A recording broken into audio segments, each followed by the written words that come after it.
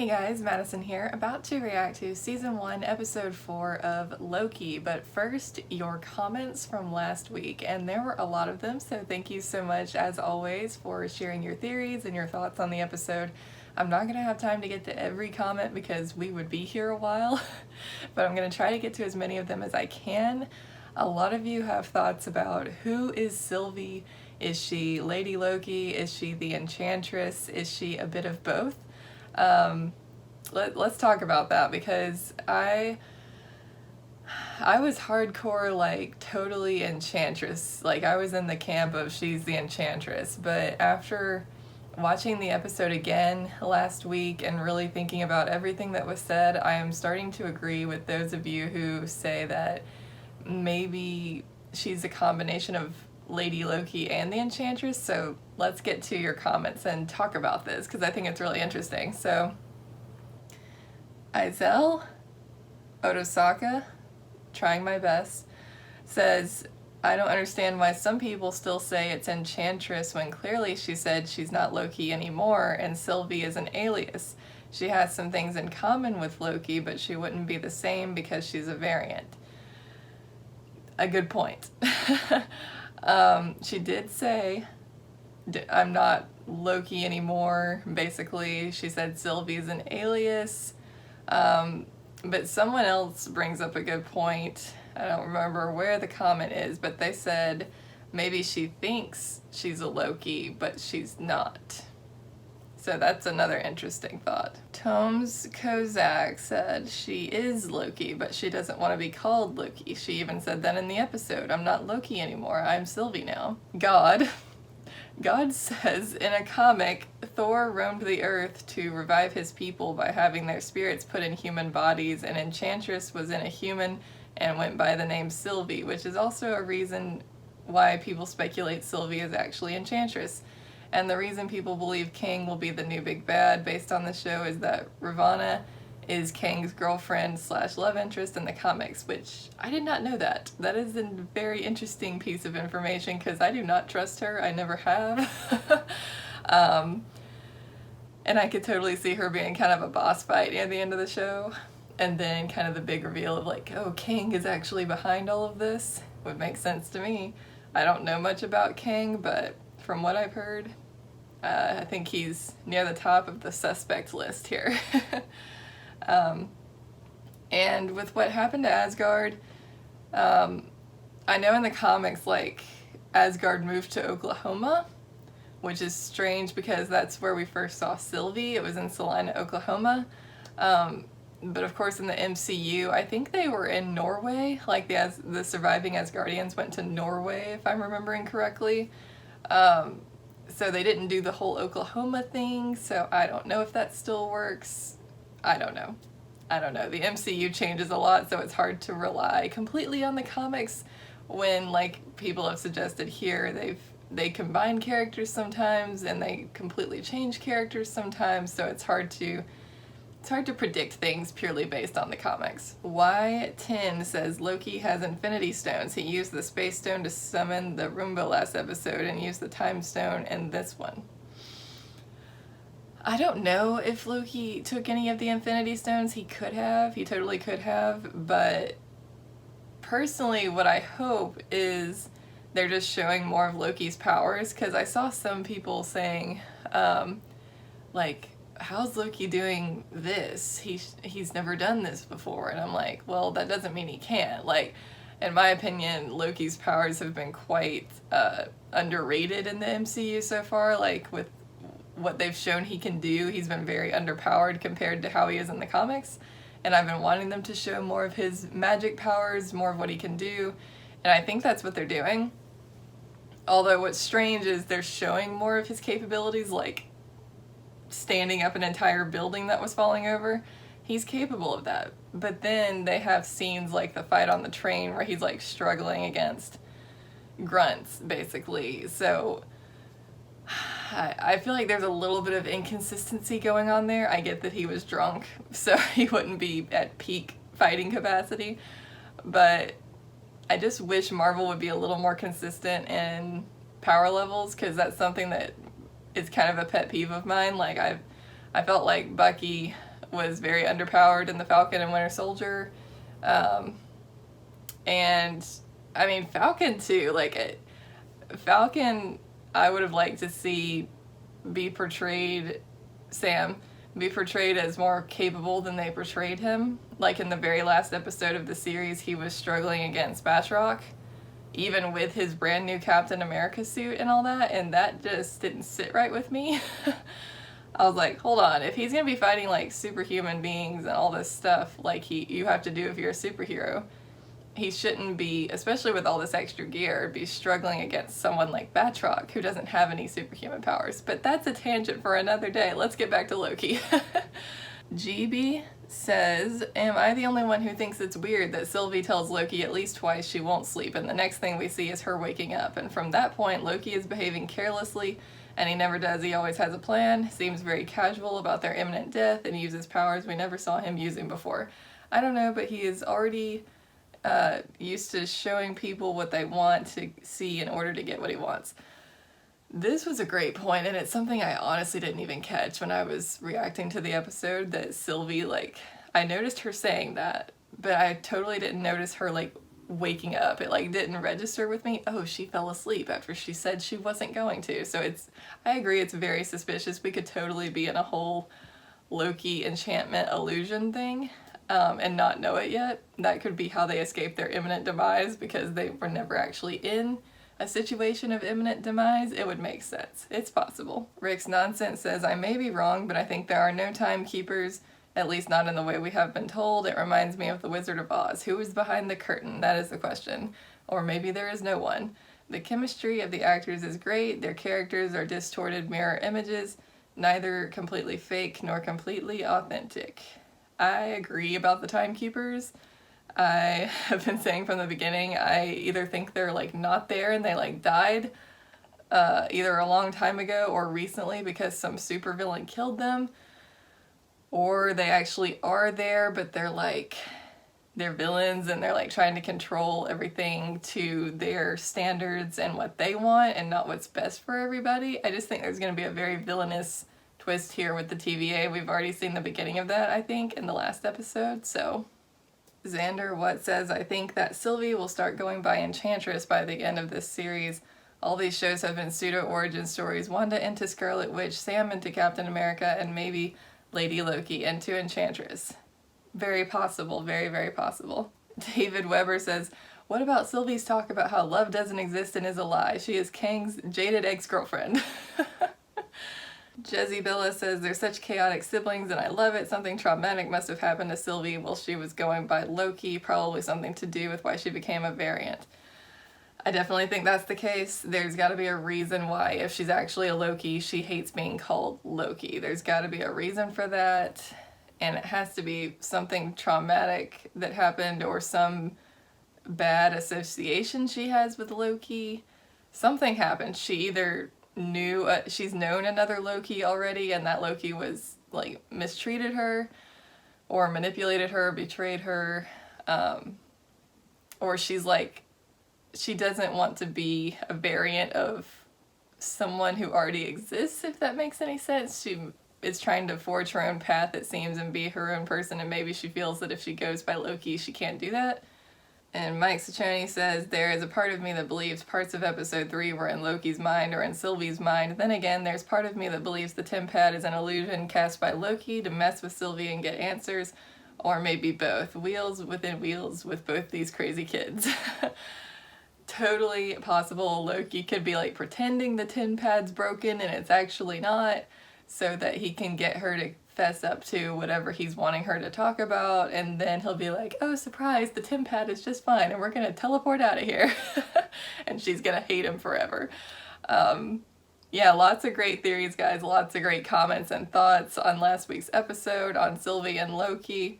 Yeah, I'm excited to see more of Sylvie. I really enjoyed her in last week's episode and I can't wait to find out more about her and who she is and where she came from and how all this is gonna fit together, because Loki has been a lot like WandaVision so far in that, like, I feel like we're given some threads and information, but it's still very hard to predict where things are going. Like, I feel like the TVA a lot of us might be kind of on track with that and where it's going, but like with Loki and Sylvie and the variants, it's all very convoluted and confusing right now, and I'm hoping they kind of streamline it a bit, and just have a really good concept or premise behind all of this and where it's going. Because right now I kind of have no idea, to be honest, other than I think Loki's gonna like free the people of the TVA. That's where I kind of think this is going on that side of things, but on the variant side I'm like, I have no idea where this is going, so I'm excited to find out. Let's get to episode 4 and find out what happens next. What?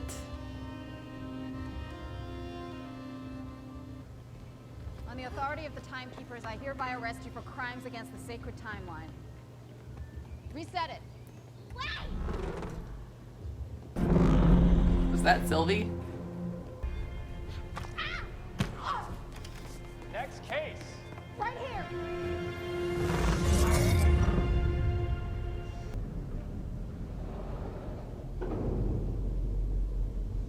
Is she going to see the Timekeepers? Or who is actually here?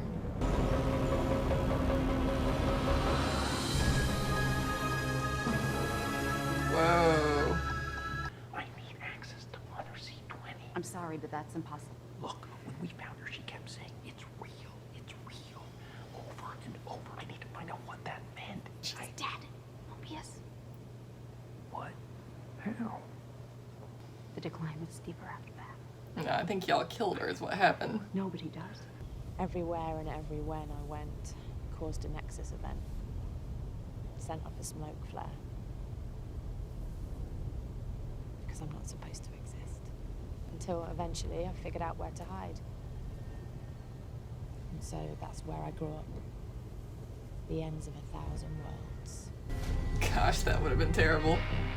You were just a child when the TVA took you, but you nearly took down the organization that claims to govern the order of time. You did it on your own. You had rings around them. You're amazing. You ever seen a branch like that? No.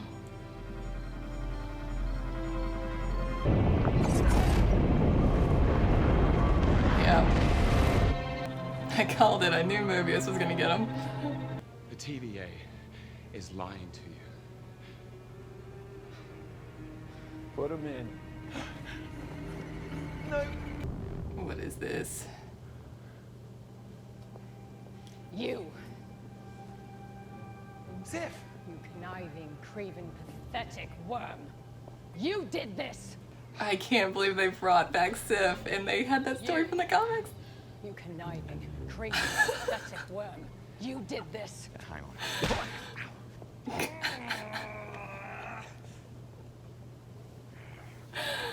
Oh my gosh. Time moves. I can't believe Jamie Alexander. Shouldn't you be interrogating the Loki variant? He's softening in the... Did Loki say anything while you were in there? Yeah. So the TVA's lying to me. Why? Just doing my job. Yeah, y'all need to get to the bottom of what's actually the problem here. It's because I'm scared of being alone. Wow. Nicely done. Or she's about to punch him again, I can't tell. You are alone. And you always will be.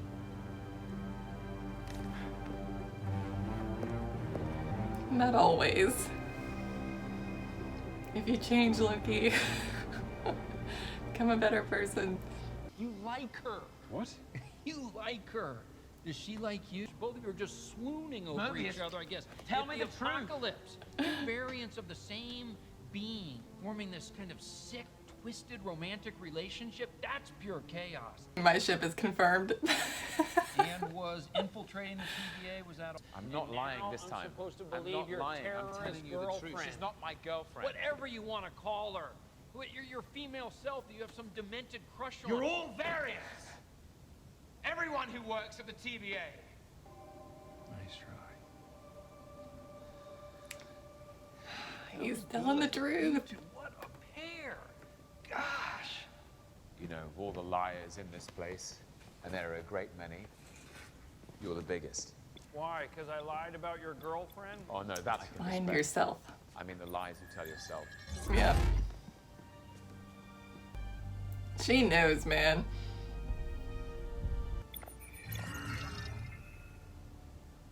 Come with me.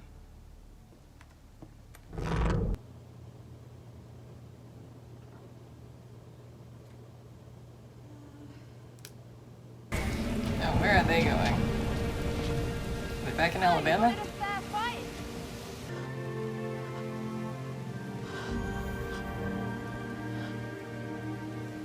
I looked happy. I had a whole life on the sacred timeline. Calm down, I'm a variant.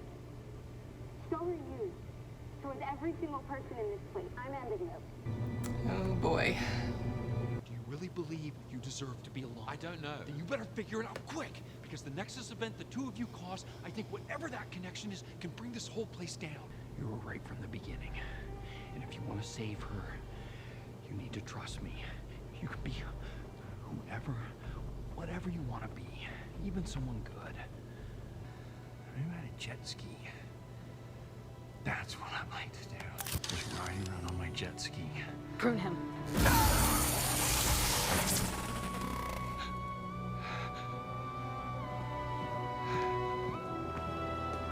No. Wait for me at the elevator. I'm mad. I'm pissed. I want her to pay, man.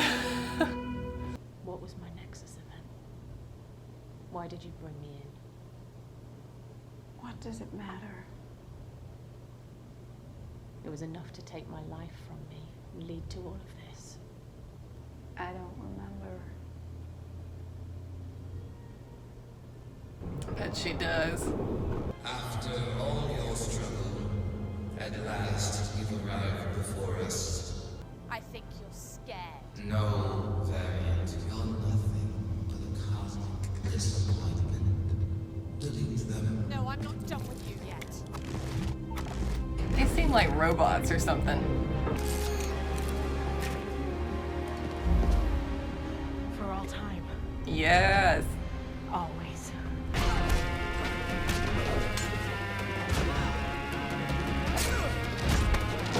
Still help you?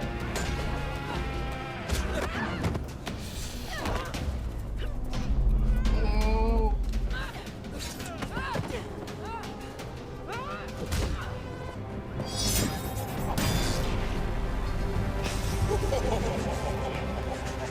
I knew they were robots. They aren't real. Someone's controlling them. This is new for me. What is it?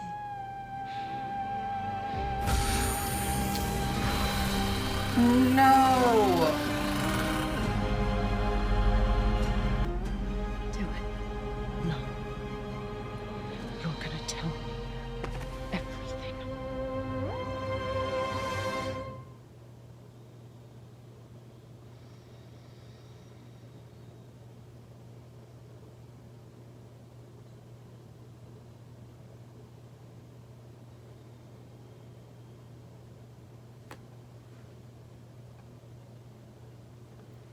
What?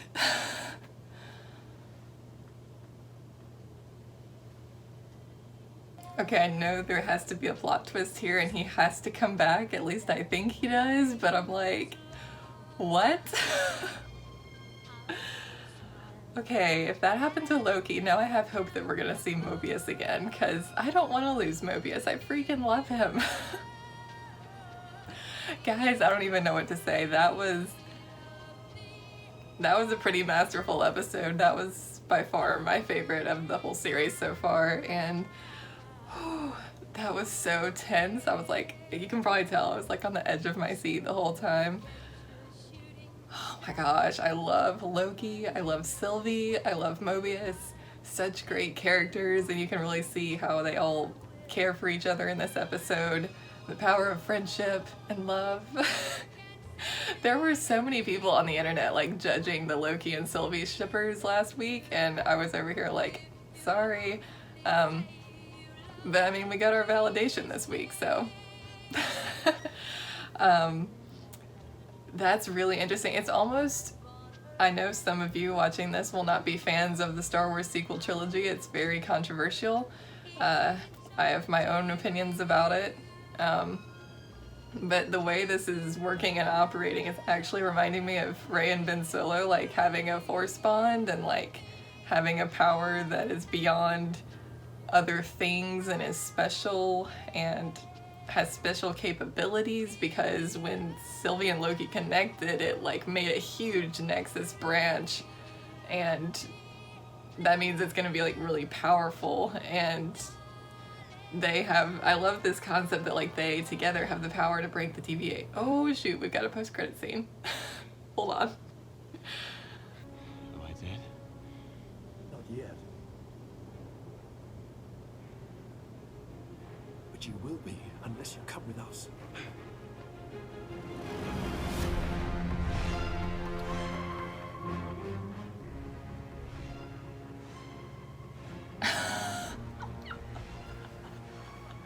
What?